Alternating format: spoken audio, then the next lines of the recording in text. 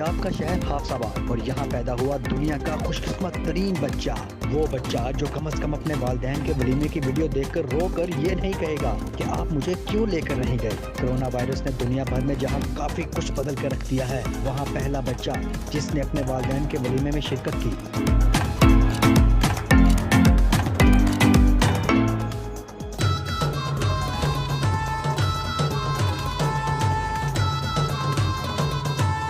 हाफिजाबाद के 26 साल वकील रियान रऊफ की शादी गुज़श्ता बरस मार्च में हुई, लेकिन कोरोना की वजह से वलीमा ना हो सका। एक साल बाद जब इनके यहाँ 2 माह का बच्चा भी है, उन्होंने अपने वलीमे की रस्म अदा की। रियान और इनकी अहलिया अनमोल का वलीमा गुज़श्ता रोज मुनक्किद हुआ, जिसमें इनके 2 माह के बच्चे ने भी शिरकत की।